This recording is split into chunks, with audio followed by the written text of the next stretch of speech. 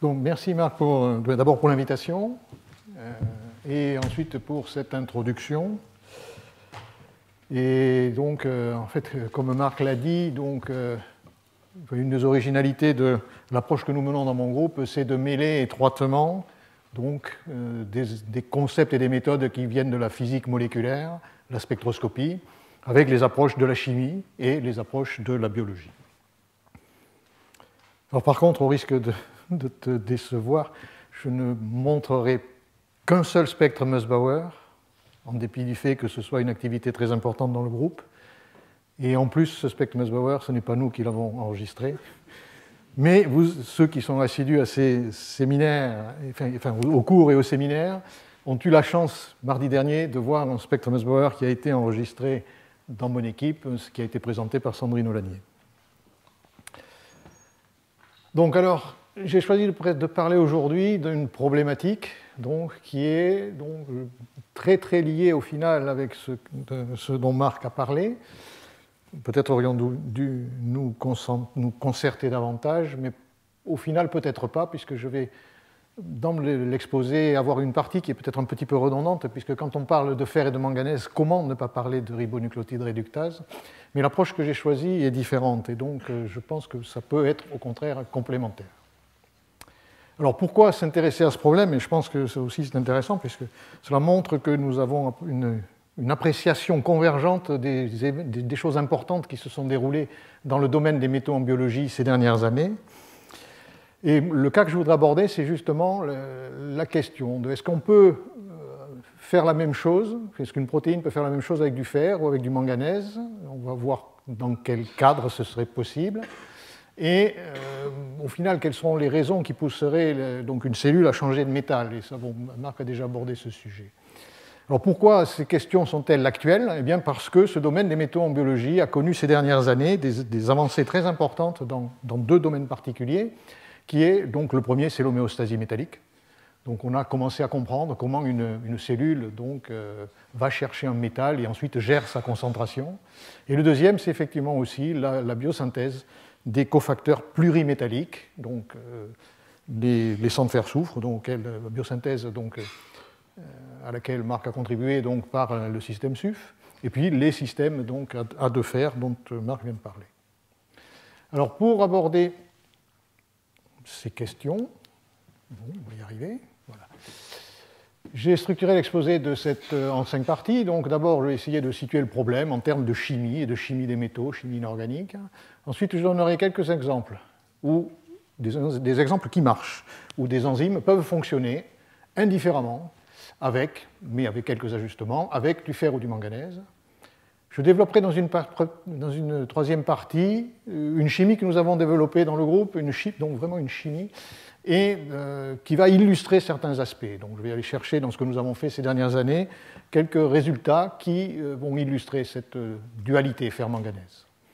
Ensuite, j'aborderai 3 controverses et les leçons des erreurs. Alors il ne s'agit pas de montrer du doigt les mauvais élèves de la classe, hein, ce n'est pas cela. C'est d'essayer de comprendre comment certains scientifiques, tout à fait bien par ailleurs, ont pu se tromper. Mais Marc a déjà abordé cette chose, parce que c'est là que je parlerai de la ribonucléotide réductase. Et ensuite, j'essaierai de conclure et de tirer quelques leçons et proposer des pistes. Bon. Ah, ça ne marche pas bien. Bon, alors comme tout chimiste, moi je commence habituellement avec la classification de Mendeleïev. Alors des classifications de Mendeleïev, donc il y en a de différentes sortes, qui mettent différents aspects en perspective, et celle que j'ai choisie ici, c'est celle qui a été publiée dans une revue récente et qui présente le tableau de Mendeleïev sous une perspective cellulaire. Donc les éléments qui sont donc dans des carrés noirs, ce sont les éléments qui sont absolument essentiels à toutes les cellules. Dans des carrés gris, là où on trouve le zinc, le magnésium, on a des éléments qui aussi, bon, bien que moins importants en quantité, sont essentiels. Et puis vient la première ligne des éléments de transition, où l'on rencontre manganèse, fer, cobalt, cuivre. Là aussi, ce sont des éléments en encore moins grande concentration, mais qui sont très importants, essentiels à... Alors je ne vais pas dire toutes les cellules, mais beaucoup. En effet, il y a quelques organismes qui ne dépendent pas du fer. Oui, ce sont des exceptions, mais ils existent et on le mentionnera en pratique. Donc, comme vous le voyez dans cette classification périodique, mais c'est le cas dans toutes, le manganèse et le fer donc, sont des éléments qui sont très voisins. Donc on va essayer d'approfondir un petit peu leurs similitudes et leurs différences. Donc, dans la première colonne ici, les propriétés du manganèse, dans la dernière, celles du fer. Et puis, j'ai considéré un certain nombre de propriétés. Alors, ces deux métaux existent dans la nature dans deux degrés d'oxydation stables, qui sont plus 2 et plus 3. Ici sont les rayons ioniques donc, des états réduits, vous voyez qu'ils sont voisins. Les rayons ioniques des états oxydés, ils sont aussi voisins. Donc, déjà, on va voir tout de suite que les acidités des deux métaux vont être comparables dans les deux états redox, et ceci se voit ici. Donc, quand on regarde le pK d'une molécule d'eau coordonnée à un métal au degré d'oxydation 2, donc c'est pour la déprotonation de cette molécule d'eau, on voit que ce pK est de l'ordre de 10 dans les deux cas. Lorsque l'on a affaire aux états oxydés, ce pK a été beaucoup diminué, mais là encore, on est dans des valeurs qui sont assez similaires. Un paramètre très intéressant, c'est la vitesse d'échange des molécules d'eau dans la sphère de coordination du métal. Ça, c'est très important pour la catalyse, pour que les substrats puissent interagir rapidement. Il y a une différence d'un facteur 5, mais on est dans le même ordre de grandeur, donc dans le 10 puissance 6. Donc voilà pour les similitudes.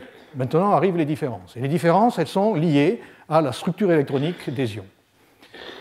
Dans le cas du manganèse 2, l'ion a une structure de 3D5 avec une couche D donc, à moitié remplie. Et ça, c'est une structure qui est très stable. Donc, lorsque l'on va oxyder le manganèse, on va créer une structure 3D4 qui est beaucoup moins stable, et donc il va falloir dépenser de l'énergie. Quand on s'intéresse au cas du fer, la situation est totalement différente. En effet, le fer 2 a une structure 3D6, et en l'oxydant, on va obtenir la structure 3D5 qui est stable, donc ça coûtera moins d'énergie. Et donc ceci se reflète par une différence de 700 millivolts, 750 millivolts, entre les deux potentiels redox, donc métal 2, métal 3, quand ils sont complexés par 6 molécules d'eau.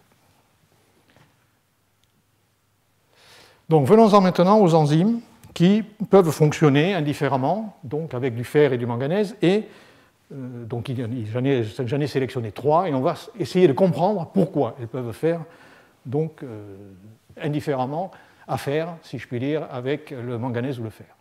Donc les premières de ces enzymes sont les phosphatases acides pourpres, qui appartiennent à une très grande classe, les hydrolases acides actives binucléaires, qui sont actives dans l'hydrolyse de nombreuses liaisons, en particulier beaucoup d'esters de phosphate. Donc, ces enzymes utilisent une très très grande variété de métaux, donc selon l'origine, selon la fonction et selon l'origine du substrat et de l'organisme. Donc si l'on se concentre sur les phosphatases acides pourpres, il y a 3 formes qui ont été décrites, qui fonctionnent donc toujours avec un fer ferrique, auquel est associé un métal au degré d'oxydation 2, qui peut être un fer, un zinc ou un manganèse. Donc ces enzymes ont des fonctions diverses, donc qui ne sont pas forcément d'ailleurs toutes parfaitement connues encore. Et si l'on s'intéresse donc à leur répartition, on les trouve dans des plantes, dans des animaux ou dans des bactéries, mais toutes ont les mêmes acides aminés qui complexent les métaux au site actif. Et donc cela comprend 3 histidines, une asparagine, 2 aspartates et une tyrosine. Donc, pourquoi les appelle-t-on des phosphatases acides pourpres ? Eh bien, tout simplement parce qu'elles ont une activité phosphatase qui est maximale à pH acide. Et pourquoi sont-elles pourpres ? Eh bien, parce que cette couleur est due à une transition donc électronique entre la tyrosinate et le fer 3.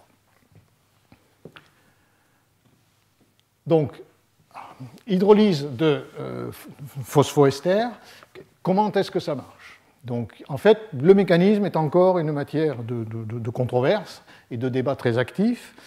Il y a 2 hypothèses principales. La première qui est donc résumée ici, donc sur une espèce active qui a été proposée pour une phosphatase acide pourpre de plante, celle du haricot rouge. C'est une enzyme à fer zinc, mais la nature du zinc n'a pas, que ce soit zinc ou un autre métal, ça ne change pas grand-chose, les activités sont extrêmement voisines. Donc ce qui est proposé, c'est que dans la forme active, le deuxième métal est complexé par une molécule d'eau, alors que le fer, lui, est complexé par un hydroxyde. Donc le phosphate arrive, donc remplace la molécule d'eau ici, et le phosphore se trouve positionné de façon extrêmement efficace pour être attaqué par l'hydroxyde comme nucléophile. Donc c'est une proposition tout à fait raisonnable. Mais cette proposition a été donc un petit peu controversée, et en particulier à partir de la structure d'une enzyme d'une autre forme, donc c'est une autre phosphatase d'acide douce, pourpre, donc d'une autre plante, elle vient de la patate douce, celle-ci, et c'est une enzyme donc, qui possède un fer et un manganèse, donc voici sa structure. Alors, c'est un peu dommage qu'elle soit donc en opposition par rapport à la précédente, mais ça ne change rien pour ce que je vais dire. Donc, cette enzyme a été donc cristallisée avec un anion phosphate qui est lié donc aux deux métaux. Alors, ce qui est intéressant, c'est qu'il y a deux oxygènes qui sont liés de façon terminale, mais il y en a un qui est pontant entre les deux métaux. Et ceci peut permettre de rappeler un état de transition potentiel. Et donc, ceci a permis de suggérer que le nucléophile qui était actif dans l'hydrolyse ne pouvait ne pas être l'hydroxo terminal lié au fer, mais l'hydroxo pontant. C'est une question qui n'est pas encore résolue, il n'est même pas certain qu'il y ait un mécanisme unique, mais de toute façon, l'activité est très similaire, quel que soit le deuxième métal, et donc cela implique la liaison du phosphate ici, et ensuite donc sa conversion. Donc, pour les réactions d'hydrolyse, on peut avoir un fer ou un zinc ou un manganèse, et on a des réactivités qui sont extrêmement similaires. Bon, venons-en maintenant à un autre exemple, qui est un exemple d'enzyme qui catalyse une réaction redox. Alors, ces enzymes, ce sont les extradiols catéchols dioxygénases, qui donc catalysent le clivage de ce catéchol donc dans la liaison carbone-carbone qui se trouve en ortho de ce groupe hydroxyle. Donc, les premières de ces enzymes qui ont été découvertes étaient des enzymes à fer, mais très récemment, donc, on a trouvé des enzymes qui fonctionnent avec du manganèse. Alors, la structure donc, qui est représentée ici montre le site actif. Donc, le métal est complexé donc, par 2 histidines et un carboxylate, et la sphère de coordination est complétée par 3 molécules d'eau. Donc, dans le cas, c'est une enzyme à manganèse. Bon. Sur la figure de droite est représentée la superposition des structures de la forme à manganèse et de la forme à fer, et comme on peut le voir, il n'y a pratiquement pas de différence structurelle. Donc, considérons maintenant les activités. Alors, ce qui est comparé dans ce tableau, ce sont les activités de l'homoprotocatéchoate dioxygénase, enzyme à fer, et de la forme substituée au manganèse. Et donc ensuite, l'enzyme équivalente donc, qui fonctionne avec du manganèse et sa forme substituée au fer. Donc si l'on se focalise sur la constante catalytique ici, on s'aperçoit que ces constantes varient très peu, quel que soit le métal, et donc la nature du métal, manganèse ou fer, n'a pratiquement aucune influence sur la réactivité. Pourquoi ? Eh bien, l'explication est fournie par ce cycle catalytique, dans lequel on voit l'enzyme donc, dans son état de repos, complexé par les 2 histidines et le glutamate, plus 2 molécules d'eau et un résidu hydroxyde. Lorsque le substrat arrive, en fait, les 3 molécules donc, qui dérivent de l'eau sont remplacées, sont chassées, et le substrat se fixe de façon monodéprotonée, donc un phénolate, donc la deuxième fonction n'étant pas déprotonée. Par là même se trouve un site de coordination vacant qui peut être donc arriver en interaction avec une molécule de dioxygène. Donc la forme qui résulte de cette interaction est en fait un complexe dans lequel l'oxygène est lié sous une forme superoxyde, donc réduite à 1 électron, mais le métal n'a pas changé de degré d'oxydation, et c'est le substrat qui a été oxydé à 1 électron sous forme semi-quinone. Cette espèce évolue ensuite sous une forme peroxydique avec le transfert du 2e électron, donc ici c'est un aryl peroxo, dont ensuite va se réarranger par coupure de la liaison oxygène-oxygène et insertion de cet atome d'oxygène dans la liaison carbone-carbone adjacente pour donner cette espèce. Et ensuite cette espèce va évoluer avec cassure, hydrolyse de la liaison et donc formation de l'acide aldéhyde. Donc ce qui est remarquable dans ce schéma réactionnel, c'est que le métal ne change pas de degré d'oxydation. En fait, le métal n'a pas un rôle redox, il a un rôle structural, donc le rôle d'un gabarit qui va amener les 2 partenaires de la réaction redox à proximité pour que le transfert d'électrons puisse se produire. Et on comprend donc que de ce fait-là, la réactivité soit très peu sensible au fait que ce soit un manganèse ou un fer, puisqu'il ne s'agit pas d'une réaction redox. Troisième exemple. Bon, ça, c'est un exemple, ce sont des enzymes qui sont extrêmement connues, extrêmement importantes, les superoxydes dismutases, qui sont les premières lignes de défense donc, dans un stress oxydant où l'oxygène est réduit en superoxyde. Donc on sait qu'il en existe 4 sortes, donc afer, en manganèse, celles qu'on va discuter, qui sont très très proches, mais il existe aussi une forme à cuivre-zinc et la dernière qui a été découverte, une forme à nickel. Donc, intéressons-nous aux structures. Voici les structures cristallines d'une superoxyde dismutase afer et une superoxyde dismutase à manganèse qui sont superposées. Donc, celle à manganèse est en orange. Le métal est coordonné par 3 histidines et donc un carboxylate ici, et il porte donc une molécule d'eau ou qui peut être déprotonée. Donc on voit que les structures des deux enzymes sont tout à fait similaires. Par contre, on voit aussi une chose qui est tout à fait intéressante, c'est qu'il y a à proximité du site actif une glutamine qui pointe vers le site actif et qui en fait est capable de faire une liaison hydrogène avec donc, la molécule de solvant qui est donc ici. Et en fait, ce qui est assez remarquable, c'est qu'on voit que ces deux glutamines n'ont pas du tout la même position dans les séquences, donc, dans les séquences protéiques. Alors, pour illustrer le problème, la problématique, donc, je me suis référé à un schéma qui a été publié par Anne-Frances Miller, dans lequel il y a une échelle de potentiel, donc, par rapport à l'électrode à hydrogène. On voit ici donc, le potentiel d'oxydation du superoxyde, donc en peroxyde d'hydrogène avec l'addition d'un électron et de 2 protons. Et on voit ici donc, la réduction de l'oxygène donc, à un électron en superoxyde.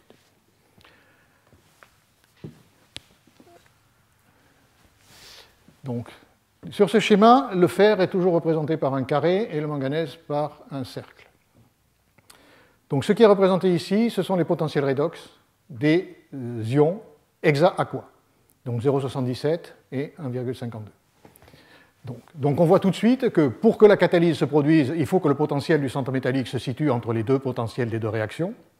Donc on voit que le fer pourrait le faire, mais par contre pas le manganèse. Alors ce ne sont pas des ions hexa-aqua qui interviennent, ce sont les ions qui sont complexés dans les enzymes. Donc les carrés qui sont ici représentent donc, les formes métalliques de la superoxyde dismutase afer. Donc on voit que lorsque le fer aqua est donc complexé par la superoxyde dismutase afer, en fait son potentiel est abaissé d'à peu près 700 mV. Quand c'est le manganèse qui est complexé, on a aussi un abaissement qui est du même ordre de grandeur vers 600 mV. Donc ça explique que la superoxyde dismutase afer peut donc catalyser la réaction de dismutation du superoxyde, mais la superoxyde dismutase afer substituée au manganèse aura du mal, puisqu'elle est trop près de celui-ci. Bon, on regarde maintenant ce qui se passe lorsque les ions aqua sont complexés par la superoxyde dismutase à manganèse. Eh bien donc, dans le cas du manganèse, on a le potentiel redox passe de 1,5 V à 0,3 V, donc un gain énorme de 1,2 V, une stabilisation de l'état de la forme oxydée du métal qui est de 1,2 V.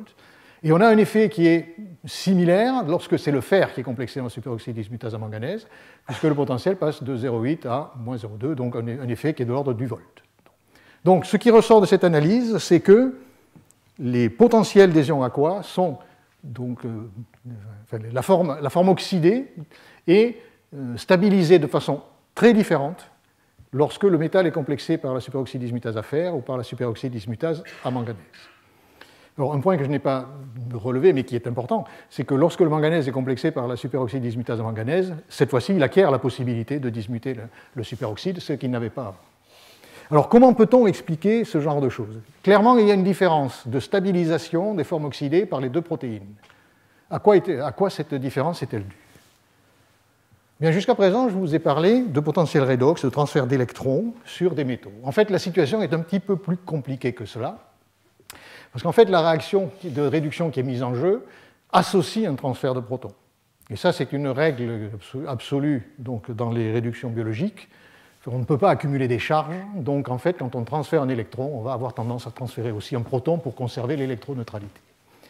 Donc la réduction qui intervient, en fait, c'est la réduction de l'espèce hydroxométal 3 en aqua métal 2.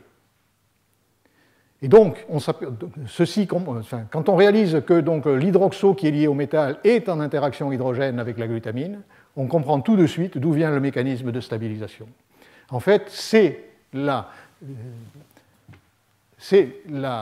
liaison hydrogène donc, avec la glutamine qui en fait contrôle la stabilité de la forme hydroxométal 3 et, in fine, le potentiel redox du couple. Donc voilà comment, dans une vraie réaction redox dans laquelle les métaux sont impliqués, donc, la nature a choisi de contrôler le potentiel donc, en jouant sur une interaction de deuxième sphère de coordination qui influe énormément sur le potentiel. Donc, je voudrais maintenant essayer d'aller plus loin dans l'analyse de ces différences et de ces similitudes entre le fer et le manganèse. Et cette fois-ci, je vais parler strictement de chimie et de la chimie que nous avons développée dans l'équipe depuis un certain nombre d'années. Et j'ai trié un certain nombre de résultats. Certains sont anciens, d'autres sont très récents. Ils ne sont pas publiés. Alors, cela fait maintenant un certain nombre d'années que, je dirais, nous utilisons ce système ici, qui est un ligand binucléant, donc, dans lequel on a un phénol qui va jouer le rôle de pont. Alors, ce système est inspiré de la structure d'une protéine à fer, l'héméritrine, qui est un transporteur d'oxygène, et qui a la particularité d'avoir un site qui est dissymétrique. En effet, les deux fers sont pontés par un hydroxo et deux carboxylataux, mais le fer de gauche ici est lié à 3 histidines et celui de droite à seulement 2, ce qui fait qu'il y a un site de coordination vacant et accessible pour la molécule d'oxygène. Donc c'est cette propriété que nous avons cherché à reproduire en introduisant une branche donc, avec 3 amines d'un côté et une branche avec seulement 2 amines de l'autre. Donc on peut introduire ensuite des carboxylates pour complexer les 2 métaux qui sont dans les 2 sites. Et ce qui est intéressant, c'est qu'avec un minimum de chimie organique, on peut faire varier la nature du groupe R de façon la plus intelligente possible. Alors typiquement, on peut faire deux choses. C'est introduire un groupe R qui va posséder un groupement donneur. Donc on va occuper le site de coordination, mais ça permettra de modéliser certaines propriétés. En particulier, on l'a fait en introduisant phénol et hydroxybenzyle pour modéliser les phosphatases acides pourpres. Mais ce qui est peut-être plus intéressant, c'est de ne pas utiliser de groupe donneur. Et donc à ce moment-là, on a introduit des aromatiques ou des aliphatiques. Donc on maintient la possibilité d'accéder à un des fers du site binucléaire, ou à un des métaux du site binucléaire, et on introduit un substrat potentiel pour faire de la chimie. Et cette approche est intéressante dans l'étude de mécanismes. Oups. Donc j'ai rassemblé ici un certain nombre, 4 structures cristallines de complexes que nous avons obtenus avec le ligand qui porte un résidu benzyle ici. Donc il y a un site de coordination accessible qui va être occupé par une molécule de solvant. Cette molécule de solvant peut être une molécule de méthanol ou une molécule d'eau dans les autres cas. Donc si l'on détaille un petit peu la structure qui est ici, donc on voit que le phénolate ponte les 2 métaux. 2 carboxylates viennent complexer ces ponts, et donc le métal qui est à gauche est complexé par la bis-picolylamine, donc les 3 azotes, le métal à droite par une picolylamine et la molécule de solvant.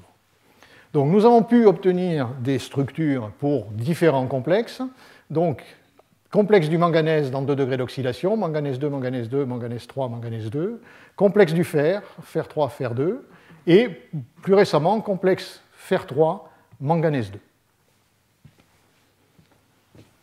Donc, les synthèses. Eh bien, tant qu'il s'agit de synthèse de composés homobinucléaires, je dirais que la synthèse est triviale. Il suffit de mélanger les ions et la thermodynamique fait le reste. C'est la forme à valence mixte qui est stable. Si l'on veut obtenir une forme réduite, il suffit de travailler sous Argon. Qu'en est-il maintenant de la synthèse des complexes hétérobinucléaires? Eh bien, si l'on procède de la même façon, en mélangeant un sel de fer 3, un sel de manganèse 2, ce que l'on obtient, en fait, ce n'est pas un, mais 2 complexes. Parce que les métaux, le ligand possède 2 sites qui sont différents, et les métaux ne sont pas allés chacun dans un site différencié. Donc on a un mélange des 2 sites, et qui plus est, cette forme, la forme que nous cherchions, est contaminée par des formes qui sont des formes homobinucléaires. Donc là, on retrouve ce dont Marc parlait, c'est que quand on a deux sites de coordination qui sont voisins, les propriétés intrinsèques du métal, si ce sont deux métaux voisins, elles ont du mal donc, à trier strictement par elles-mêmes donc, le bon site. Alors nous sommes quand même arrivés à obtenir la structure que nous cherchions, et pour cela nous avons essayé d'analyser les travaux précédents. Et donc, lorsque l'on a isolé des complexes homo-binucléaires à fer à manganèse sous la forme à valence mixte, nous avons remarqué qu'en fait, l'ion, donc au degré d'oxydation plus 3, se trouvait toujours dans le site qui comprend les trois amines. Donc nous avons utilisé cette propriété pour mettre au point une synthèse qui est séquentielle. Donc, quand on traite le ligand par un sel de fer 3, on peut passer intermédiairement par un complexe qui est mononucléaire. Et à ce moment-là, quand on rajoute le manganèse, on peut donc mettre le manganèse dans le deuxième site. Donc en séparant la synthèse en deux étapes, on peut arriver à atteindre donc, le bon complexe avec le métal dans son site particulier. Donc ça, c'était très bien et nous étions très satisfaits dans le cas du fer 3 manganèse 2. Mais lorsque nous avons voulu préparer le sel de fer 2, manganèse 2, eh bien, nous n'avions plus la force motrice qui nous permettait de sélectionner le fer 3. Et donc, nous avions toujours été confrontés à des problèmes donc, de mélange des sites de complexation. Alors, nous avons fini par résoudre le problème, mais, disons, en utilisant le complexe de fer 3 manganèse 2, qu'ensuite nous avons pu réduire, et lors de la réduction, il n'y a pas d'échange de site. Ceci nous permet d'obtenir le complexe fer 2 manganèse 2, donc de façon tout à fait convenable. Donc ceci illustre le problème donc, de la sélection des sites pour des métaux très voisins. Donc venons-en maintenant aux études de réactivité. Alors, nous avons testé les réactivités en hydrolyse de phosphodiester, quel que soit le métal, la paire, quels que soient les degrés d'oxydation, tous les complexes sont actifs dans cette réactivité. Donc c'est exactement comme les enzymes, les phosphatase acides pourpres dont j'ai parlé. Donc la nature du métal a peu d'influence sur ces réactions d'hydrolyse qui font appel aux propriétés acides. Donc je n'en parlerai pas. Ce qui est plus intéressant, c'est la comparaison des réactivités des différents sites avec le peroxyde d'hydrogène, substrat donc modèle pour étudier ceci. Parce qu'en fait, nous avons trois réactivités différentes. Dans le cas du système fer 3 manganèse 2, on a un simple transfert d'électrons. Le système est oxydé en fer 3 manganèse 3. Donc je n'en parlerai pas plus et je détaillerai par contre les deux cas suivants. Dans le cas des six complexes à manganèse, nous avons une dismutation, c'est-à-dire deux molécules de peroxyde d'hydrogène sont oxydées en oxygène moléculaire et réduites en eau. Dans le cas du système fer 3 fer 2, on a un petit peu de dismutation et ensuite une oxygénation. Alors je dis un petit peu de dismutation pour la raison suivante, c'est que la dismutation est beaucoup moins efficace que dans le cas des complexes à manganèse et elle s'arrête assez rapidement parce que le complexe est dégradé et on va voir, il est dégradé par oxygénation. Donc il est clair que la dismutation n'est pas l'activité majeure de ces complexes à fer. Et par contre, c'est une oxygénation, c'est donc le transfert d'un oxygène donc, sur un substrat. Donc, les activités catalases des composés à manganèse. Alors, j'ai mentionné tout à l'heure qu'il y avait certains organismes qui ne fonctionnaient pas avec du fer. C'est le cas des lactobacilli. En fait, on sait que toutes les catalases dans les autres systèmes sont des enzymes qui sont des hémoprotéines qui fonctionnent avec du fer. Dans le cas des lactobacilli, ce sont des enzymes à manganèse, donc qui ont une structure qui est assez voisine des sites que Marc a montré donc, pour les méthane-monooxygénases et ribonucléotides réductases, et elles fonctionnent donc avec deux manganèses. Donc,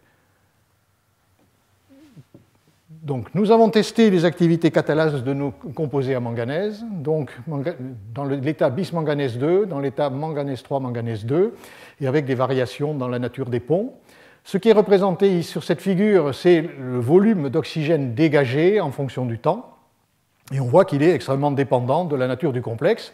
Le composé le plus actif est le composé manganèse 3, manganèse 2, et ensuite, donc, quand on introduit des groupes carboxylates moins donneurs, on a un abaissement de l'activité, donc, comme c'est indiqué ici. Donc, je ne parlerai pas des mesures thermodynamiques et des mesures cinétiques. Par contre, je voudrais m'intéresser au mécanisme de la réaction que nous avons étudié en combinant un certain nombre de méthodes spectroscopiques. Dans le cas du manganèse, la RPE est une méthode qui s'impose. Nous avons utilisé aussi la spectrométrie de masse. Donc, voici quelques spectres RPE qui sont enregistrés en cours de catalyse. Alors, le spectre du départ, c'est le spectre du composé bis manganèse 2, et il a vraiment la forme caractéristique de la signature de ces systèmes bis manganèse 2. 5 minutes après l'addition de peroxyde d'hydrogène, on a un spectre ici qui comprend 16 lignes. Spectre compliqué, mais spectre extrêmement distinctif, et qui est la signature spectroscopique d'une entité manganèse 3, manganèse 4, bisoxo.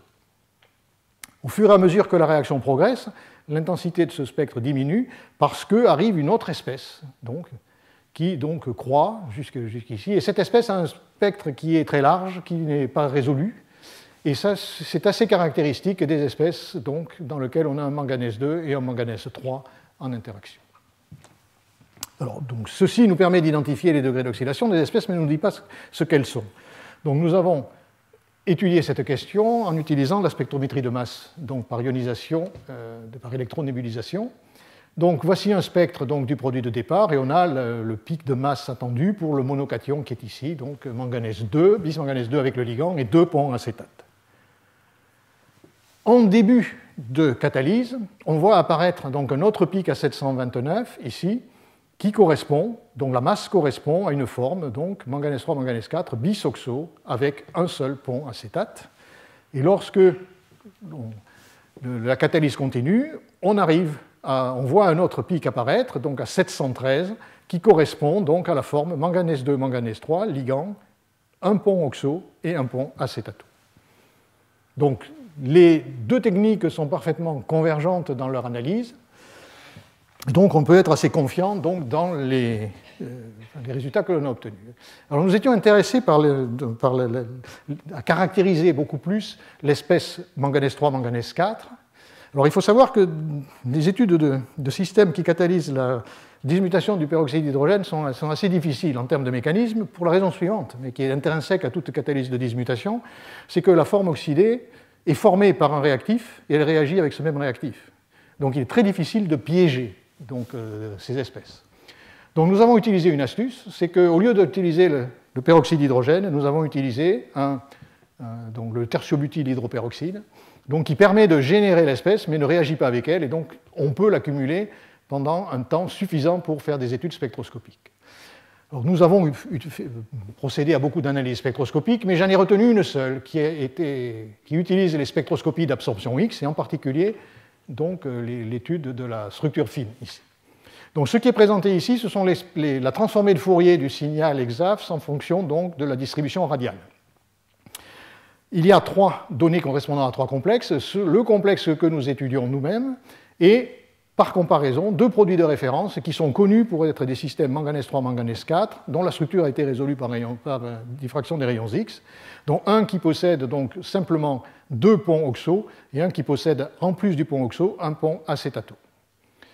Donc, les lignes pointillées noires verticales ici représentent le vecteur manganèse oxo, du système pontant, et l'interaction manganèse-manganèse. Et comme vous pouvez voir, dans notre complexe, on est parfaitement cohérent avec les structures des composés modèles. Et en particulier, la distance manganèse-manganèse que nous mesurons, 2,63 angstroms, est tout à fait du même ordre que celle pour ce composé qui possède un pont acétate en plus des ponts oxo. Donc, à partir de ces données et à partir d'autres méthodes spectroscopiques, nous avons pu proposer une structure dans laquelle, en fait, on voit que les 2 ions manganèse 4 et manganèse 3 sont pontés par 2 oxos et un pont acétate, et que le phénolate, qui était pontant dans le système initial, est devenu terminal sur le manganèse 3, dans ce cas. Donc, à partir de ces données, on a pu proposer un mécanisme. Donc, ce mécanisme est décrit ici. Donc, lorsque l'on démarre à partir du système bis manganèse 2, on a une réaction avec une première molécule de peroxyde d'hydrogène qui conduit à une oxydation pour former le manganèse 2, manganèse 3 hydroxo, qui réagit lui-même avec donc, une deuxième molécule de peroxyde d'hydrogène pour donner donc, l'espèce que l'on a vue dans le cycle catalytique, donc manganèse 4, manganèse 3, avec 2 oxos et un acétatone. Donc cette espèce est capable d'oxyder le peroxyde d'hydrogène pour libérer de l'oxygène, et donc elle devient réduite dans la forme manganèse 2, manganèse 3, oxo-acétato, qui elle est capable de réagir avec le peroxyde d'hydrogène, donc pour le réduire donc, en molécules d'eau et se transformer donc, en système manganèse 3, manganèse 4. Donc la signature de cette espèce est donc ici. Donc la catalyse se produit par ce qu'on appelle un mécanisme ping-pong entre les deux donc, formes redox qui sont ici. Alors si l'on essaye de comparer nos résultats avec avec les données qui existaient sur les catalases à manganèse, alors on est obligé d'être modeste parce que en fait, les cinétiques que nous obtenons pour ces systèmes sont quand même 3 ordres de grandeur plus faibles que les cinétiques enzymatiques, ce qui nous permet d'étudier les mécanismes. Deuxième différence que nous avons, c'est que les catalases à manganèse fonctionnent avec entre 2 degrés d'oxydation qui sont différents de ceux-ci, c'est l'état bis manganèse 2 et l'état bis manganèse 3. Alors ceci n'est pas, à mon avis, d'une grande importance pour l'activité catalytique, parce que c'est une propriété du manganèse d'avoir plusieurs degrés d'oxydation accessibles, et en fonction de l'environnement, il peut donc faire varier les degrés d'oxydation de la paire pour utiliser les bons potentiels. Par contre, je pense que le problème auquel nous sommes confrontés dans cette étude en termes d'activité trop faible, ce n'est pas un problème redox, c'est un problème de protonation. En effet, donc vous voyez que ces réactions inclut des échanges de protons, comme on l'a vu dans le cas des superoxydismutases, et il est certain qu'en travaillant en milieu organique, donc dans l'acétonitrile, on ne gère pas les transferts de protons, ce que l'enzyme sait très bien faire. Et donc cette idée que nous avons a été confortée par l'étude de complexes différents, de structures différentes de ceux-ci, dans lesquels nous avons introduit des carboxylates terminaux, et ces carboxylates terminaux peuvent avoir le rôle de protons, le rôle de relais de protons, et donc ça permet d'augmenter de façon notable les cinétiques catalytiques. Donc, cette activité de dismutation du peroxyde d'hydrogène, c'est une activité qui est très caractéristique des systèmes à 2 manganèse. Donc venons-en maintenant au système à fer que nous avons étudié et qui, je l'ai dit, donc, en plus de une faible activité de dismutation, possède une activité oxygénase. Alors, lorsqu'on parle de l'activité monooxygénase avec des systèmes non héminiques, binucléaires de surcroît, on ne peut pas éviter la méthane monooxygénase, qui est le paradigme de ces enzymes. Donc, son cycle catalytique est représenté ici, d'après une revue de Steve Lippard, et je vais essayer de l'illustrer pour simplifier les transformations qui sont présentes dans ce système. Alors, le système commence dans un état oxydé, donc qui est représenté ici, avec les 2 fer3 qui sont pontés par 2 ions hydroxo. Et il y a une activation réductrice. Donc, en fait, les 2 fer3 sont réduits à 2 électrons, donc pour donner un système bis fer2, donc, qui est ici. Et ce système est capable de réagir avec l'oxygène moléculaire pour aboutir à une forme donc peroxo, bis fer3, dans laquelle le peroxo est lié de façon, ce qu'on appelle le side-on en anglais, aux 2 métaux. Et c'est le réarrangement de cette espèce, donc en une espèce bis fer4, bis oxo, donc à très haut degré d'oxydation, qui va et donc générer cette espèce active. Donc cette espèce active est capable de faire l'abstraction d'un hydrogène du méthane, qui, après recombinaison, va donner donc, la molécule de méthanol, et le système va évoluer vers sa forme oxydée normale bis fer3. Alors on sait depuis très longtemps que ces processus d'activation réductrice de l'oxygène peuvent être court-circuités en utilisant des espèces réduites. Et donc en particulier, donc, si l'on traite la forme oxydée par le peroxyde d'hydrogène, on peut aboutir au complexe peroxo qui va ensuite donc se transformer dans l'espèce active. On peut aussi aller directement de l'espèce oxydée jusqu'à l'espèce active en utilisant des donneurs d'oxygène, en particulier les peracides ou des iodosylarènes. Donc c'est cette chimie donc, de peroxide shunt en anglais que nous avons utilisée avec nos systèmes. Alors donc j'ai représenté les complexes du fer donc, sur ce diagramme. Donc, c'est complexe valence mixte fer3, fer2. Le ligand ici est un ligand benzyle. Dans l'acétonitrile, la molécule d'eau qui était présente dans la structure a été remplacée par une molécule d'acétonitrile, mais donc cette molécule est échangeable et on va pouvoir faire de la chimie au niveau du fer2. Alors cette chimie, quelle est-elle? Eh bien, donc, on se concentre sur la réaction avec des oxydants. Donc on va étudier plus précisément la réaction avec le peroxyde d'hydrogène, donc ici, mais on observe donc la même réaction avec l'acide métachloroperbenzoïque et avec un iodosilaren. Cette réaction, quelle est-elle? Eh bien, elle consiste en l'insertion d'un atome d'oxygène dans la position orthobenzylique qui est ici, pour donner un phénol qui devient coordonné au fer, donc sous forme d'un phénolate terminal. Donc, quel que soit le donneur d'oxygène, on observe toujours la même réactivité. Par contre, vous voyez que les cinétiques sont extrêmement différentes, et donc cela signifie que l'on ne passe pas par les mêmes mécanismes. Donc, on va étudier maintenant le mécanisme dans le cas de la réaction avec le peroxyde d'hydrogène. Donc, on va utiliser pour suivre cette réaction la technique de spectrométrie de masse, donc par électronébulisation. Et donc le complexe de départ apparaît sous un pic à 860 grammes par mol. Lorsque la réaction est conduite sous air ou sous argon, en présence de peroxyde d'hydrogène, donc je dirais normal, entre guillemets, on observe la formation du produit hydroxylé qui a une masse donc à 875, correspondant à l'addition d'un oxygène et l'arrachement d'un hydrogène, donc plus 15. Le spectre de masse que l'on observe dans ces conditions est représenté ici avec un motif isotopique particulier. Alors nous avons fait une expérience qui est intéressante parce qu'elle donne beaucoup d'informations en une seule fois. Nous avons répété la réaction sous air, mais en utilisant un peroxyde d'hydrogène qui est marqué à quasiment 100% à l'oxygène 18. Et le spectre de masse que l'on obtient est représenté ici. Donc clairement, on a deux formes oxygénées du produit, une qui correspond à l'introduction d'un oxygène 16, et l'autre qui correspond à l'introduction d'un oxygène 18. Donc, en fait, le produit formé, donc par hydroxylation, a utilisé des oxygènes de deux sources différentes. La première, donc, c'est l'oxygène 18 du peroxyde d'hydrogène, et la deuxième, c'est l'oxygène 16 de l'air. Donc, cette expérience montre que l'on a deux mécanismes concurrentiels qui aboutissent à la formation du même produit. Alors, on a voulu savoir un petit peu mieux comment ça marchait, et donc on a essayé de suivre cette réaction à des temps très courts, toujours par spectrométrie de masse, donc en faisant quasiment la réaction dans le spectromètre ou vraiment à l'entrée. Donc quand on enregistre un spectre de masse à des temps très courts, on observe donc des pics ici à 438,5. Alors il s'agit d'un dication, donc contrairement aux espèces dont je vous ai montré qui correspondaient à des monocations. Et cette masse-là correspond parfaitement à la forme donc bis fer3 avec un hydroxo.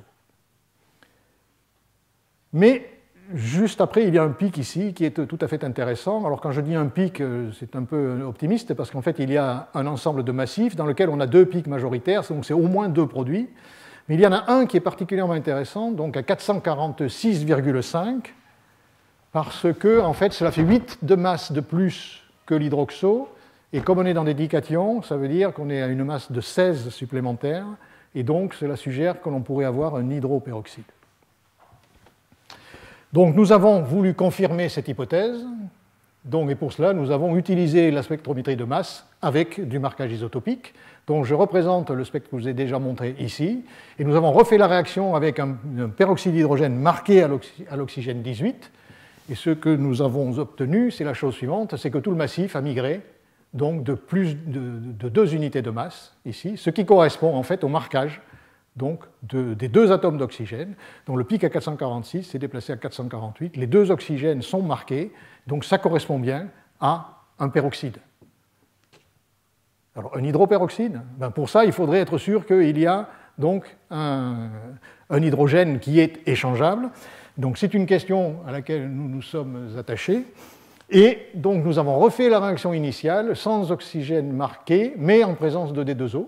Et ce que l'on voit, c'est que le pic à 446,5 se déplace à 447, donc 0,5 pour un dication, donc une unité de masse supplémentaire pour la molécule, et ça correspond bien au remplacement d'un hydrogène par un deutérium.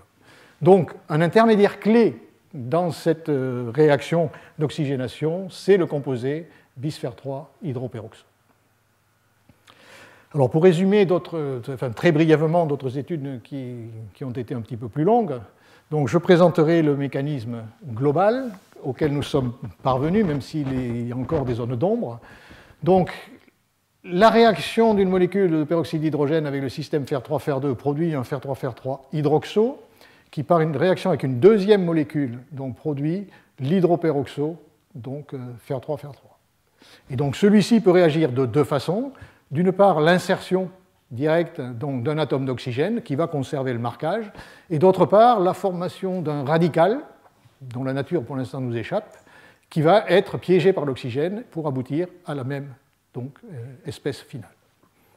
Ce mécanisme est très différent du mécanisme que l'on observe avec les autres donneurs d'oxygène, donc l'iodosyllarène et le peracide, puisque dans ce cas-là, on passe par un premier intermédiaire qui est un bisphère 3 muoxo, qui réagit avec une deuxième molécule de donneur pour passer par une forme qui est donc un bisoxo bisphère 4, et c'est cette espèce qui réalise l'introduction de l'oxygène dans le substrat, que ce substrat soit un aryle ou un alkyle, et ceci se fait donc sans intervention de l'oxygène moléculaire, c'est une réaction strictement catalysée par le méthane. Alors quand on compare ces données à aux choses publiées dans la littérature, et il y a une littérature abondante dans ce domaine, on s'aperçoit en fait que la voie peroxydique que nous observons ici est en fait quelque chose d'assez classique pour ce qui est obtenu avec des composés mononucléaires. Donc ceci suppose que l'on a une activation de type mononucléaire. Par contre, la voie avec les donneurs d'oxygène est, elle, tout à fait classique, donc des activations dinucléaires. Alors, on peut essayer de résumer donc maintenant les réactivités donc, que nous avons observées avec ces complexes manganèse et ces complexes du fer et essayer d'en tirer les leçons. Alors bon, je le répète, dans le cas de l'hydrolyse, il n'y a aucun souci, tous les complexes donc, catalysent cette réaction. Par contre, c'est dans le cas des réactions redox que les choses sont très différentes. Donc, transfert d'électrons, tout simple, je dirais, dans le cas du fer manganèse, dismutation, strictement dans le cas du bismanganèse, et par contre, donc une certaine dualité pour le cas du fer, mais avec une préférence très forte pour l'oxygénation. Alors, je dirais que les deux choses sont dismutation et oxygénation, c'est quand même assez différent, puisque dismutation, il suffit d'avoir, je dirais, il suffit, entre guillemets, d'avoir les bons potentiels et le système va tourner. Dans le cas de l'oxygénation, il y a de la chimie supplémentaire qui se fait et c'est quelque chose qui est plus distinctif et c'est probablement pour ça que c'est associé plus au fer que donc, au manganèse ou à d'autres métaux. Donc en fait, j'ai anticipé sur la rationalisation que je voulais donc dire.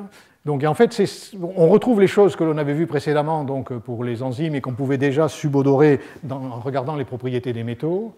Et là, on arrive à préciser un petit peu les choses. Donc, et j'insiste sur le problème de la spécificité du fer. Donc, si dans certains cas, le manganèse peut substituer le fer pour certaines fonctions, on peut penser que ce ne sera pas le cas pour la totalité. Donc je voudrais maintenant... Non, je ne suis pas passé. Voilà. Je voudrais maintenant passer à la quatrième partie, dans laquelle on va voir certaines similitudes avec ce que Marc a présenté tout à l'heure. Et le parti que j'ai pris est de considérer 3 exemples sur 2 protéines.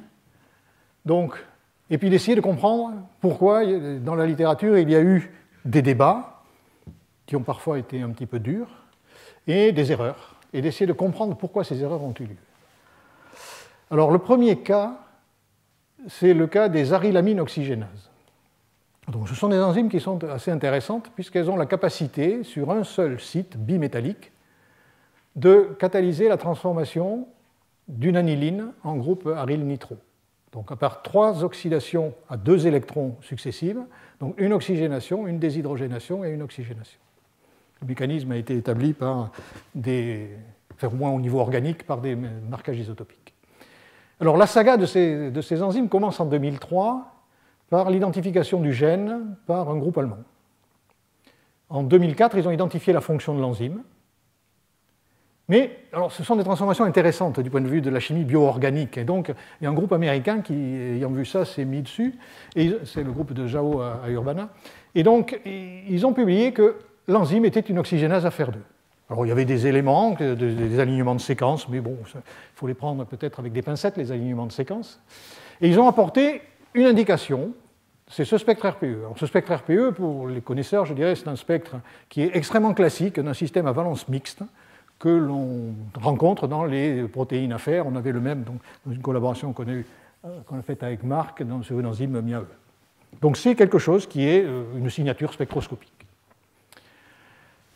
Alors, Marty Bollinger, plus tard, a proposé, toujours d'après les alignements de séquences, que finalement, bon, pourquoi OREF ne serait pas une oxygénase qui associerait un fer et un manganèse. En fait, bon, c'était une proposition qui n'a pas eu de suite. Ce qui est plus intéressant, c'est qu'en 2007, la même année, donc, le groupe allemand a publié que OREF était une oxygénase à manganèse 2. Alors, quelle preuve a-t-il apporté? Premièrement, à droite, un spectre RPE, dans lequel on voit clairement qu'il y a du manganèse. C'est le couplage donc, du spin électronique avec le spin nucléaire du manganèse. C'est très classique, sauf que c'est un mononucléaire, donc ce n'est pas forcément assez probant.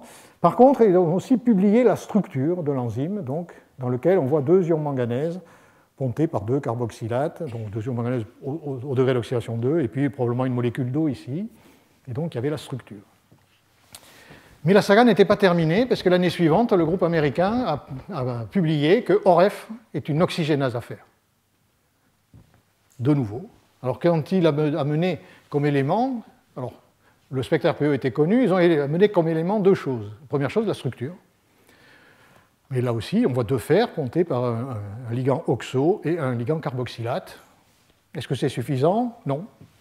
Mais ils ont apporté une chose très intéressante, ce sont les études d'activité. Alors, ce qu'ils ont fait, c'est qu'ils ont réussi donc, à cultiver l'enzyme dans des conditions différentes en faisant varier le rapport fer-manganèse. Et ils ont analysé le contenu pour les 2 métaux dans la protéine et ils ont relié ça à l'activité. Donc, et quand on regarde ce tableau, il est évident que l'activité de l'enzyme est liée à la présence de fer. Donc, l'activité résiduelle de manganèse, en fait, elle correspond à une présence de fer résiduelle. Donc, c'est clair, d'après ces expériences, que les arylamines oxygénases, OREF, sont des enzymes à fer. Alors maintenant, pourquoi les Allemands se sont-ils trompés? Alors, une proposition que j'avance, c'est celle-ci, c'est que bon, quand on regarde comment ils ont travaillé, eh bien, ils ont fait leur culture en utilisant des concentrations en citrate ferrique et en manganèse qui sont énormes. On peut cultiver, faire des cultures équivalentes avec 30 micromolaires en fer, et ça marche très bien.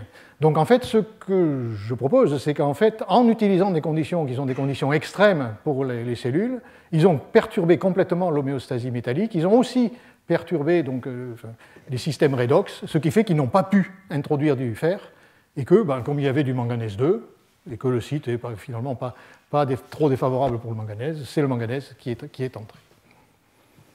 Donc ceci est intéressant parce que ça montre qu'en cas de stress, un système peut introduire un métal à la place d'un autre. Alors je viens parler des ribonucléotides réductases, alors je vais aller assez vite dans ce contexte-là puisque Marc en a parlé beaucoup. Donc je vais me focaliser sur la classe 1 comme il l'a faite, puisque c'est là que se trouvent les problématiques. Donc là j'ai une illustration du transfert d'électrons. Ou du transfert de trous d'ailleurs, puisque c'est un équivalent oxydant qui est transféré donc, depuis donc, la cystéine active jusqu'au centre métallique ou à la tyrosine. Les structures, comme Marc l'a montré, sont extrêmement similaires, donc avec quand même, je réinsiste là-dessus, donc le manganèse qui est donc, qui est dans le site proche de l'endroit où se trouve la tyrosine d'habitude, et donc le glutamate n'y est probablement pas pour rien. Le mécanisme d'activation, donc Marc l'a présenté, donc je ne vais pas en parler, et je voudrais arriver, donc là aussi les espèces actives, donc bis fer 3 tyrosinyle, bis manganèse 3 tyrosinyle et manganèse 4 fer 3. Ce qui m'intéresse, c'est que je voudrais essayer de comprendre pourquoi donc il a pu y avoir des erreurs et donc essayer de comprendre ce qu'on peut en tirer. Alors j'ai fait un petit historique donc, de la chose, mais donc la RNR1A c'était une enzyme à faire, et en fait la saga, si je puis dire encore utiliser ce terme, donc, a commencé dans les années 80 à la proposition de Georg Golling, un biochimiste allemand, que certaines RNR fonctionnaient à manganèse. Et le groupe suédois l'a un petit peu démonté, si je puis utiliser cette expression, et probablement à tort, puisque en fait c'est Johann Stubbe qui a donc résolu la question, comme l'a dit Marc, donc, en notant qu'il y avait une flavodoxine, NRDI, qui était associée à ces RNR au lieu de la ferredoxine YFAE pour les sels de classe 1. Et donc ça a permis en 2010 à Stubbe de démontrer que la forme manganèse 2 est active in vitro dans le complexe RNR flavodoxine. Et ceci a été suivi par une démonstration in cellulo par Stubbe et aussi une confirmation par Jim Imlay, donc qui ont véritablement montré que dans la cellule, c'est bien, on a des conditions dans lesquelles c'est cette forme qui est active, donc ça va quand même un cran plus loin que les manip in vitro. Et donc, bon, ça, je représente ici le nœud du problème, si je puis dire. Donc, c'est les mécanismes d'activation, donc différents pour les RNR des deux classes. Alors, comme l'a dit Marc, la question n'est pas tranchée. Ce qui est tranché, c'est que la flavodoxine va générer une espèce réduite de l'oxygène. Ce qui n'est pas tranché, c'est quelle est la nature de cette espèce active. Alors, personnellement, j'ai une préférence, et je vais vous la donner, mais c'est une préférence strictement intellectuelle. Je dirais, en fait, l'espèce qui est active, c'est une espèce manganèse 3, manganèse 4, qui est une espèce qui est à 3 équivalents oxydants au-dessus de l'espèce bismanganèse 2. Si on passe par une activité par donc le peroxyde d'hydrogène, il va falloir 2 molécules d'hydroperoxyde d'hydrogène, et ensuite, il va falloir faire une réduction. Avec le superoxyde, on peut très bien aller directement à cette espèce. La force motrice, c'est la formation de l'eau et qui se situe, donc, qui correspond à une réduction à 3 électrons du superoxyde. Donc je penche pour le superoxyde parce qu'il suffirait d'une seule molécule d'oxygène pour activer le système, alors qu'il en faudrait 2 pour l'activer dans l'autre voie qui fait appel au peroxyde d'hydrogène. Quoi qu'il en soit, le point important, c'est le rôle donc, de la flavodoxine. Et donc cela montre une chose, c'est que dans des systèmes aussi complexes, si l'on considère uniquement la protéine et si on ne regarde pas à qui elle est associée dans l'opérant, on peut faire des erreurs qui sont importantes. Alors deuxième chose, évidemment, je vais parler obligatoirement des ribonucléotides réductases de classe 1C, parce que d'abord elles sont intéressantes, et donc Marc a montré l'intérêt de cette courbe d'activité qui montre bien que c'est à un équivalent de fer et de manganèse que le système fonctionne. Au niveau de la caractérisation de l'espèce active, donc là je vais quand même insister sur l'apport des spectroscopies, parce que c'est un cas d'école qui est décrit dans cette publication Science en 2007, dans laquelle les auteurs ont donc pu stabiliser l'espèce active, la mettre en évidence, et ils l'ont caractérisée en jouant avec 2 spectroscopies. La spectroscopie Mössbauer, qui est donc sensible au fer et qui donne des informations sur le degré d'oxydation du fer, et donc c'est clairement un fer au degré d'oxydation 3, et puis la spectroscopie RPE, donc, qui permet de montrer que c'est un ion manganèse 4, que c'est un ion qui se trouve au degré d'oxydation 4. Ils ont aussi joué avec des réactions redox pour montrer les différents changements d'état redox dans l'enzyme. Donc c'est une démonstration qui est d'une très grande qualité. Alors, qu'est-ce que ces résultats donc, amènent comme information ou comme question? Alors, comme information, je dirais que en fait, le problème de la ribonucléotide réductase, de son activation, enfin pour la réaction, je ne dis pas l'activation du centre métallique, c'est de générer, je dirais, un trou, de générer un équivalent d'oxydation à un potentiel suffisant pour oxyder donc, la cystéine active. Et donc, que ce soit fait par une tyrosine, un radical tyrosinyle, ou que ce soit fait par un système Fer3 manganèse 4, à la limite, peu importe. C'est juste un équivalent oxydation. Donc, on n'est pas dans de la catalyse vraiment très spécifique. Donc ceci. Alors, apparemment, effectivement, le glutamate 89 a une importance très nette là-dedans. Alors, par contre, la question que cela pose, effectivement, c'est le problème de la maturation d'un site hétérobinucléaire. Les métaux sont introduits au degré d'oxydation 2, ils sont très voisins, le fer et le manganèse, au degré d'oxydation 2, et ils ne sont pas non plus très spécifiques. Donc, comment ceci est fait? Bon, c'est une question qui est pendante. Alors, je peux faire une parallèle avec ce que j'ai montré au tout début. Donc, dans le cas des phosphatases acides pourpres, où là, il n'y avait aucun problème pour positionner le métal, parce qu'on avait un tyrosinate qui stabilisait le fer au degré d'oxydation 3 dans ce site. Donc, il est hors de question que manganèse 2 aille dans un site comme ça. Il y a une trop forte différence d'affinité. Par contre, lorsqu'on n'a pas cette sélection par le tyrosinate, eh bien, on peut tout avoir. Et la question de la localisation, d'abord, est, à mon avis, pas totalement réglée, même s'il y a des progrès.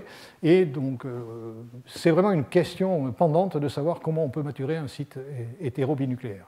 Alors, c'est le cas pour cette enzyme, ce n'est pas la seule enzyme, puisque donc, récemment, Högbohm a mis en évidence une oxydase qui fonctionne avec un site manganèse et un site fer. Et la position des deux est tout à fait cruciale. D'ailleurs, il y en a une indication sur la structure même, puisque du côté du fer, on a une particularité, c'est un pontage entre une valine et une tyrosine, qui est quelque chose d'assez exceptionnel, et qui est une chimie typiquement une chimie à 2 électrons, catalysée typiquement par les systèmes à fer. Alors, il est temps de conclure. Donc,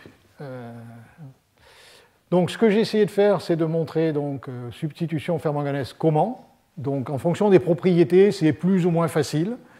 Donc, enzyme hydrolytique très facile, enzyme redox simple où il faut s'agir d'ajuster un potentiel, ça peut se faire. Catalyse redox très difficile. Ça, je ne suis pas certain qu'on pourra remplacer le fer par le manganèse dans les métals monooxygénases. D'ailleurs, la nature a choisi le cuivre, mais ce n'est pas pour rien. Donc, substitution fer-manganèse, pourquoi? Alors là, il y a des choses intéressantes, donc Marc l'a mentionné. Dans les RNR, ce sont très souvent des bactéries pathogènes. Et donc, l'ARNR à manganèse pourrait être une réponse à un stress oxydant. D'ailleurs, je pourrais faire un commentaire là-dessus sur une question que tu n'as pas évoquée. L'ARNR à fer manganèse, on a proposé qu'elle pouvait être une réponse à un stress nitrosatif. Bon, en fait, on sait que le radical tyrosinyle réagit avec NO, donc Marc n'y est pas pour rien. Et par contre, le site fer3 manganèse 4 n'est pas réactif avec NO. Donc ce serait une façon d'avoir une espèce active qui n'est pas sensible à toutes ces molécules que génèrent les macrophages en particulier. Alors, dans le cas de l'ARNR de manganèse 2, ce qui est proposé, c'est qu'elle pourrait être induite par un stress oxydant. Alors, et plus que par une carence en fer. Et donc ça, c'est intéressant parce que les éléments qui permettent de dire ça, c'est que en cas de carence en fer, on ne génère pas l'ARNR à manganèse de façon particulière. Par contre, en cas de stress oxydant, il y a un transporteur à manganèse, MNTR, qui est surexprimé de façon notable. Et donc, pourquoi aurait-on besoin d'un transporteur à manganèse, si ce n'est parce qu'il y a une enzyme clé qui a besoin de manganèse. Donc, c'est probablement une piste. Alors tout ceci est très compliqué au niveau cellulaire, et en particulier parce que se trouve mélangé à des processus qui ont été mis en évidence récemment, et qui sont ce qu'on appelle les économies de fer iron sparing, et parmi lesquelles on a des choses qu'on a vues. Donc, quand le fer devient limitant, il faut l'économiser et éventuellement le recycler. Et donc, il y a des enzymes qui peuvent être substituées, la ferredoxine en flavodoxine et la superoxydiméthane à fer en superoxyde à manganèse. Et le fer peut être récupéré à partir de la ferredoxine pour être utilisé ailleurs. Mais évidemment, beaucoup de ces transformations sont dues à des processus de l'évolution. Si je peux faire une boutade, une évolution, c'est quand même un stress un peu plus long, quoi. Mais donc, c'est évidemment la pression qui est importante. Alors, les questions sans réponse, oui, il faut affiner ces questions pour lesquelles j'ai esquissé un certain nombre de réponses. Et puis, c'est vraiment la question de la maturation des sites. Dans le cas du cuivre, les choses sont la compréhension du trafic du cuivre dans les cellules est tout à fait bien avancée, la compréhension est bien avancée. Dans le cas du fer ou du manganèse, ça l'est beaucoup moins. Et bon, je pense que les exposés que vous avez entendus vont probablement contribuer à vous convaincre qu'il doit y avoir des chaperones à faire. Donc voilà, mais elles restent à trouver. Donc c'est là-dessus que je voudrais terminer, mais donc je voudrais remercier Marc encore pour l'invitation et vous pour votre attention.